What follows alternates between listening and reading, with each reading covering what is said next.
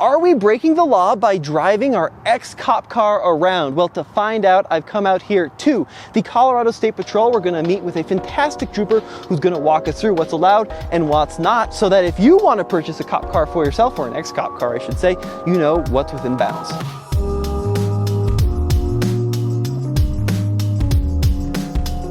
All right, everybody, so we're down here in Lakewood, Colorado with Trooper Moulter. Sir, thank you for meeting with me today. Yep, not a problem. I really appreciate it. Now, you're with Public Affairs, right? Mm-hmm. With the Colorado State Patrol. And what I wanted to talk to you about is ex-police cars, right? And what people can do with them, what they can't do with them, what's legal, what's not legal, at least from the Colorado's perspective. Right. So with anything regarding ex-cop cars, ex-fleet vehicles and everything, when you purchase them, normally what they'll do is they'll rip out all the lighting packages. Mm-hmm. So anything with the reds and blues, they'll take out, because as normal driving, it actually is illegal to have any type of blue lighting on a vehicle. Okay. And any type of red lighting other than on the rear of the vehicle. Interesting, and that's throughout. So that would be on the front, on the roof, in the windshield? Correct. Okay, interesting. So the only red lights that you could have on a vehicle are the brake lights, tail lights package that are on the rear of the vehicle. Okay. So that's what I mean when I say other than the rear. Yeah, right. So it's just, the normal lights that come with it. Okay. And then blue, because it is associated with law enforcement. Different colors, it's always good to look, because different colors can be illegal. Yeah. Such as purple could be considered like a shade of blue, and green is actually also an emergency type of vehicle. Oh, interesting. So that's normally for like a command post type of thing. Okay. So even green. So stay away from all blues, all mm-hmm. greens, stay away from purple. Very interesting. Okay. Now, I see, a lot of construction vehicles have amber lights. Yes. Right. Is that allowed? So if I put a light bar on this, but it was amber, would that be allowed, or what do you think the rule is on that? So having it activated when you don't need it to be, because those can also be type of an emergency light, having it as a light bar.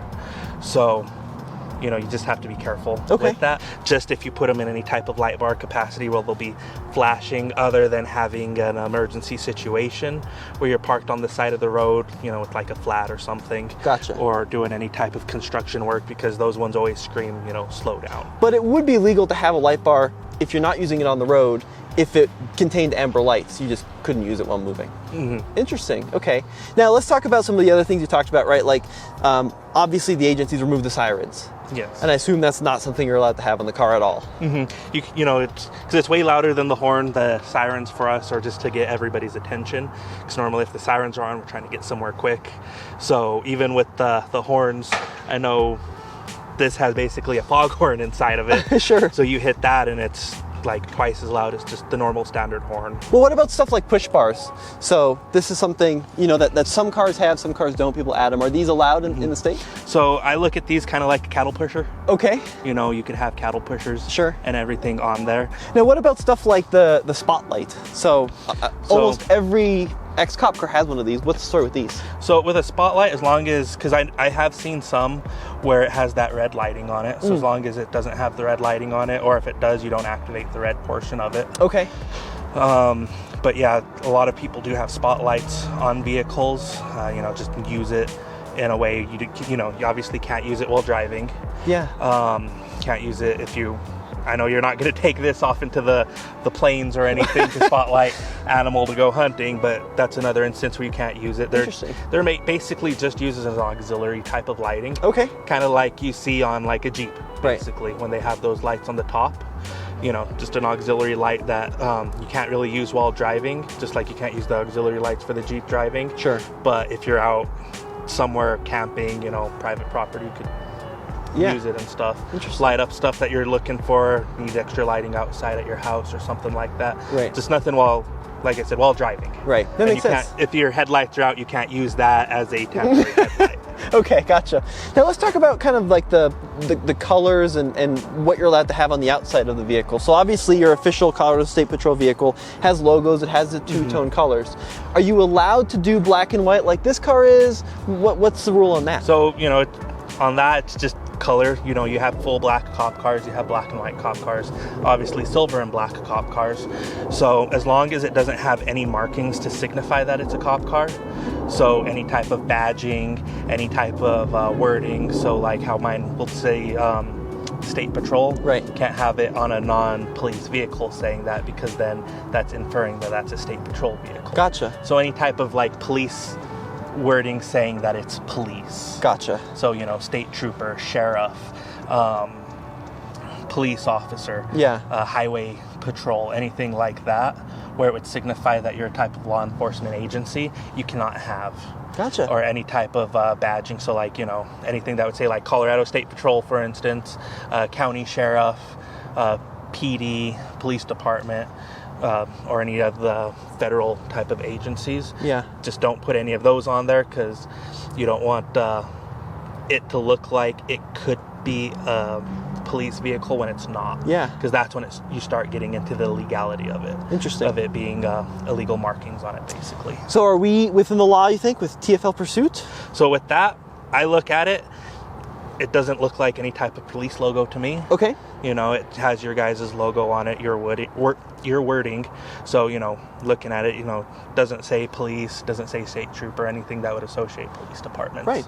Now, last question, and this one is, I think, pretty interesting, right? Because if you go out and buy these Charger Pursuits, as you mentioned, like usually they take the red and they should take the red and the blues off of them and the sirens, but a lot of them will still have the wig-wag modules, where they can, flash the daytime running lights. What's the legality of that? I mean, obviously you can't use it on the road. Is it legal to have a car that can do that? So as long as it's not flashing red and blues, obviously on that one. So if it's flashing just the white lights, obviously you can't be doing that in normal type of traffic, because flashing lights would signify some type of specialty vehicle. Right. Where even, if you look at it like motorcades will have that, or funeral services will have that, and that normally signifies, if they're flashing in that subsequent pattern, that it's a type of motorcade type of vehicle for it. Gotcha. So normally it would associate with something else, and then it wouldn't be in any type of service of the use. drive. Yeah. Right. So you're allowed to have it, you just can't use it on the road. Yeah, while driving. Gotcha. So like if you're parked, like, say you're doing an event over at Bandamere, right, or over at your guys' track, and you want to light those up, then you can. Right. Interesting. Very interesting. Now, what about, so say like somebody was going to Bandamere, right? Like a closed course. Would they be allowed to run red and blues on a closed course? Do you know what the rules are on that? So that would be up to their policies and procedures. Right. Because that's their property. Sure. And their rule set. Right. So you would have to check with them beforehand on anything like that. I know when, for instance, our vehicles go, we do it as kind of a, they want to race a cop car, so we give them the whole race, the whole experience. Yeah, right. But as for a civilian vehicle that would have any of that, that would be completely up to their policies, right, and their procedures. But if you were on private property that you owned, you could in theory run a red and blue as long as you're on your private property. Correct. Okay. As long as you're in your own private property type of situation. Very interesting. Because then once it gets into public, then you're impersonating. Yeah. Very interesting. So, first of all, I'd like to thank you for your time, and I'd like to thank you for your service and all that the Colorado State Patrol does. Now, just kind of on a personal level, you drive a Charger. You like the Charger? I do. Yeah, you do? So, they're switching us to Durangos. Okay. Personally, I don't like the Durango. It's a little bit more uncomfortable in the seating arrangement, at least the one I was in. Yeah. They have updated that since they had the first rollout, but in personal preference, I prefer the Charger. Interesting. Okay. Now, obviously, Dodge makes a whole line of Pursuit rated Chargers. Do you guys drive the V6s? Do you drive the V8s? Can you tell me? That I can't really get into too much of it, because I'm not really a car person. Yeah, right. To say exactly what it is. But I know for other things regarding some of the stuff I was looking at too, just kind of like for... yeah, what else should I know? So, because I know you were saying when you were looking at the car that it was the Hemi with the all-wheel drive. Yeah, right. So I know Dodge has their own way of selling things and stuff. So I know they basically discontinued the V8 all-wheel drives. Yeah. But as far as everything else that goes under the hood, you can buy the bigger alternators that go into what the police vehicles go into.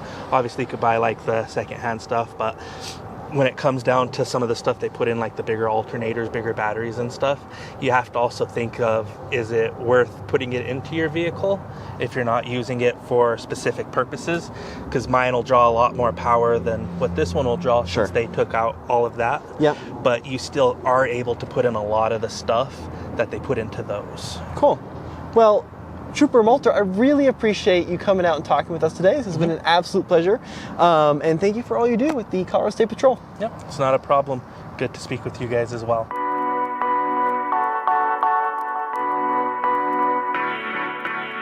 This is a 2019 Dodge Charger Pursuit, an ex-cop car we recently purchased at auction. And in this video, I'm going to show you the unique features the cop version of the Charger has that the civilian one doesn't. And without watching this video, these are some features you might never know about. Now, there's that famous Blues Brother quote about it's got cop suspension, it's got cop tires, it's got the 440 motor, and to some extent, that's true even on the police version of the Charger compared to the civilian version of the Charger, but maybe not to the extent the Blues Brothers were talking about. Now, this 2019 Charger Pursuit is equipped with a 5.7 liter Hemi. It makes the same power as the civilian Charger, so 370 horsepower, 395 pound-feet of torque. If you were to go out and buy a civilian Charger in 2019, even today, you'd find the same engine under the hood in the RT trim. Now, where things get interesting is the rest of the drivetrain, because this Pursuit has all-wheel drive. And in this generation of Charger, the civilian model wasn't available in all-wheel drive paired to the V8 engine. Now, in the previous gen, 2011 through 2014, that was very much an option, but not in the latest body style. Now, you're probably wondering why. Well, that's going to come down to the suspension. You see, every civilian Charger post-2015 has the 8-speed automatic. But if you were an agency and you ordered a V8 all-wheel drive Charger in 2019, you actually got the old 5-speed automatic. Now, I've heard a couple of reasons why that is. One is packaging, right? The 8-speed wouldn't work with the all-wheel drive in this platform. I'm not entirely sure I believe it. The one I do believe, though, is fuel economy CAFE numbers. Dodge has to meet a certain fuel economy standard across the lineup. The V8 all-wheel drive Charger is pretty inefficient, and that's one of the reasons I've heard that this powertrain wasn't carried over to the civilian model. Driving the Charger Pursuit, what is it like behind the wheel? Well, in some ways it's similar, and in a lot of ways it's different than the standard Charger. So let's do a quick acceleration test on this deserted road. So we're at a stop, gonna floor it. Pretty good launch, no wheel spin with the all-wheel drive system. Red line is about 5,800. Nice little Hemi growl. It's a pretty quick car. 0 to 60, according to Dodge, back in the day when this was new, right around 6.5 seconds, somewhere in that territory. Long gear ratio. So that was a big improvement when they went to the 8-speed, is much shorter gear ratios for every gear, made the car perform better, and it made it more fuel efficient. The 5-speed has its roots in an old Mercedes transmission, but it is a durable unit. Pretty slow to downshift by modern standards, but it does actually pick up when you need it to, and this 5.7 is such a glorious engine. It makes good torque pretty much throughout its power band, and they're overall pretty reliable. Now, some of the issues with the 5.7s and the cop cars is these cars typically have super high idle hours, and the 5.7s have a known issue with the cams and the lifters where they don't get proper lubrication when idling, and then you can end up with like a lifter failure. Now, this car has 140, well, when we bought it, 147,000 miles, and it didn't tick, it didn't display any of the lifter failure issues. It now is 149, still running strong. So there's a good chance that some work has been done to this car. There is some truth, however, that the cops get an upgraded brake, suspension, and wheel package. So first of all, the Pursuits came standard with these 18-inch steel wheels, which of course the standard Charger wouldn't have. They also have different tires, a 225/60 tire, which gives these a little bit more ground clearance. This is actually a crossover tire from like a Toyota RAV4, pretty much the exact same size, and of course the police versions of the Charger run a special police-only tire, which is interesting. But then what I find really interesting is actually the shock and brake package. So the springs on the Pursuit are actually quite a bit stiffer than what you get in the civilian model, and the brakes are heavily upgraded. So a V6 civilian Charger is going to have 12.6-inch front rotors. This cop version has 14.5, which is larger than the civilian RT and not much smaller than the SRT or Hellcat model. So you get a much larger front disc and rear disc. This has SRT rear brakes, which is a pretty cool little fact. Now visually, there is not much to differentiate the Pursuit Charger from the standard Charger. So they all get LED taillights with the racetrack ring around the front. The headlight treatment is largely the same. One obvious way to tell is this Charger V8 doesn't have the chrome surrounds, just a basic tip. And I also want to point out that this specific Charger, which came out of Wyoming, does have a tow bar in the rear. Now the Charger Pursuit could tow up to 1,000 pounds, but I suspect the reason this is here is for this little loop so that agencies could pull stuck vehicles out of ditches and that kind of thing. Now, one common misconception with the Charger, as far as I understand it from the fairly extensive research I've done, there's not a lot of cooling changes between the cop version and the civilian model. Now, to the electrical architecture, there are some changes, so all the police versions get a standard 220 amp alternator, but from a cooling standpoint, as far as I understand it, they're pretty much the same as the standard cars. Now, there is a bunch of stuff to talk about on the inside of the Charger. There's a lot of stuff that's the same as the standard car and some stuff which is police specific, starting with the seats. Now, this Charger V8 has a fairly standard looking cloth seat, and it is not very bolstered. So you have specific bolsters for police officers and law enforcement agencies, where you can see there's bolstering on the top here, and then a pretty big dip here where an officer might have like a work belt on, for example. Now the seat itself is very comfortable, very long lasting, but not all that supportive, especially compared to some of the SRT cars. Now, when we bought this Charger, there was just a large open space here full of all sorts of wires, and that's because before the agencies can sell the cars, they decommission them, they pull off the sirens and the lights and all the computer gear, but these cars ship without a center console to allow space for a computer. And then we just bought this cheapy thing off Amazon. It was like $199 to fill this void. So at least you have an armrest and at least you have a couple of cup holders. One issue with getting the Charger Pursuit model from an agency is that when they remove all the computers and stuff, these cars, because they don't have a center console, they don't have any 12 volt power or USB power, so that's something we may add in the future. Now the steering wheel looks largely the same as any other Charger. It's a 3-spoke steering wheel. You've got controls here on the left to navigate your screen, controls here on the right for cruise control. You've got Bluetooth audio in this cop Charger. You got buttons on the back of the steering wheel, which we'll talk about in a second. And then the Pursuit model's got these auxiliary switches for various lights and sirens and that kind of thing, spotlights for example, that an agency may want to wire up. The Charger does have push button start. There's your key, pretty standard looking Dodge key. However, the Charger Pursuits ship with upwards of 3 or 4 keys. As I understand it, it's 4 keys, whereas of course the standard Charger has 2 keys. But push button start, foot on the brake, car glides into life.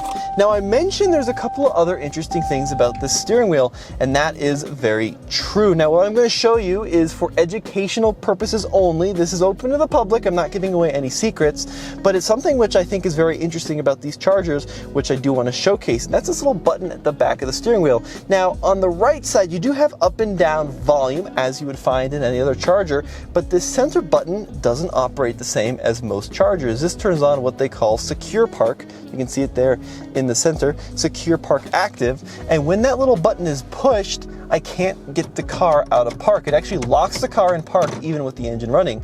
I then have to push that button to engage a gear.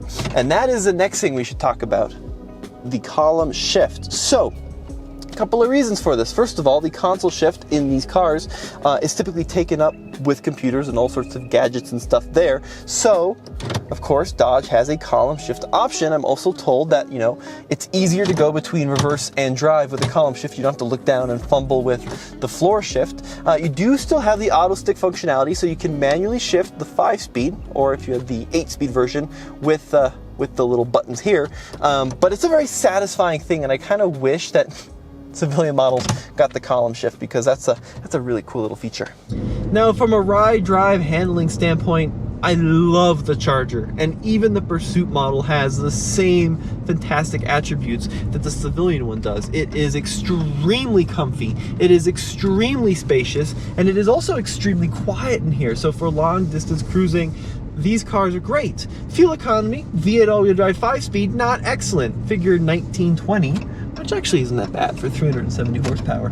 But the Cop version is definitely a harder ride. It's definitely tailored more for heavy weight in the rear, definitely tailored more for handling, and these cars do handle much better than some of the civilian specs. But it's a great car to drive, super easy, you got great radio, really good AC, backup camera. Now we're gonna do a whole separate video. Do people drive differently around you in a Cop car? Yes, especially because we wanted this one to resemble what a Charger Pursuit looks like for a drag race series. We're not impersonating police here. We're just, you know, it's not illegal to drive a white and black Charger. We checked with our highway patrol, made sure it was all kosher, we're good. But people do drive differently around you, and that'll be another video. Now, another interesting feature about the Charger Pursuit is there is no overhead console. So where you might typically find your dome lights or a couple of storage bins in the Charger Pursuit, you got nothing. Instead, what you get is an overhead light built in to accommodate the needs of a law enforcement officer. Now, it's got two positions. It's got a pretty bright white light. Now, it doesn't turn on and off with the door, which is a little bit odd and kind of frustrating because when you live with this car, it's very dark in here in the winter, or sorry, at night, but it does turn red. So it's believed, of course, that red light is easier on the eyes at night. It doesn't ruin your night vision, doesn't cause your pupils to dilate when you see light, and that's supposed to be better for performance at night. But that's kind of an interesting little feature. Now, of course, you do have sun visors. You do get the little extra pull out here to block your view, but there is no overhead console. So what's interesting about these police vehicles is they don't show up to the agencies completely spec. So a lot of people think they've got the lights and the sirens already installed. In the vast majority of cases, that's up to the responsibility of the local agency or the state trooper to outfit these cars with those kind of features. However, as I understand it, these cars do ship with the spotlight. I could be wrong about that. If you know, leave me a comment below. But this is an integrated spotlight, which you can of course turn, you can aim, and that's a really cool little feature. It's also weatherproofed on the outside, and that's kind of a cool little thing that gives this car away as a Cop car. And if you're ever wondering, is it a Cop car? Always look for that hole, because I think they come pre-drilled from the factory. Now, this is an interesting part about these cars, right? So the cars are decommissioned, the sirens, the lights are removed, but the Charger Pursuit comes built in with a special module from the factory that enables agencies to turn on what they call wigwags, and that is the front and rear flashing light. Now, the button is removed when these cars are decommissioned, but with just a little piece of wire, it's super easy to actually re-engage them. Now, you can never use these on the street. We never condone impersonation of a law enforcement officer.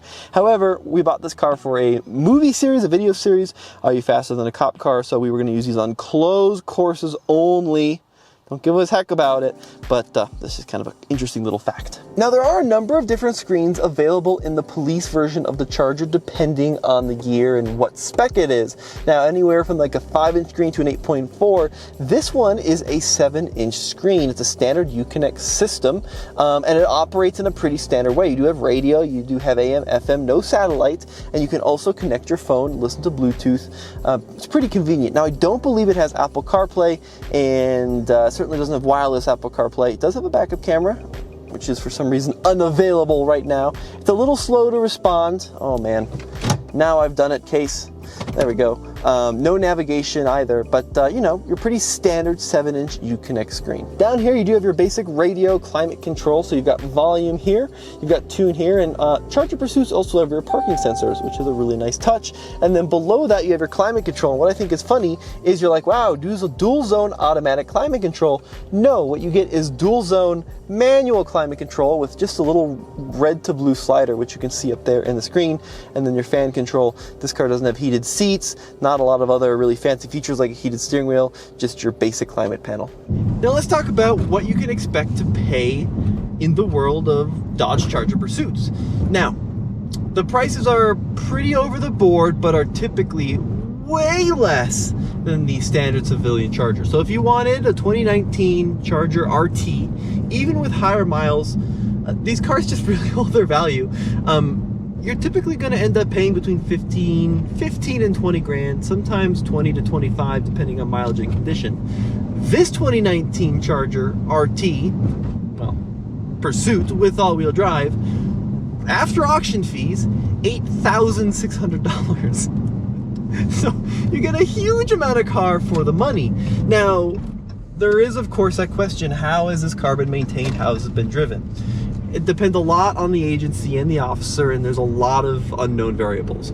We bought this car directly from the Wyoming, basically State Patrol, and the fleet manager was super open, super honest, and super direct. No reserve auction.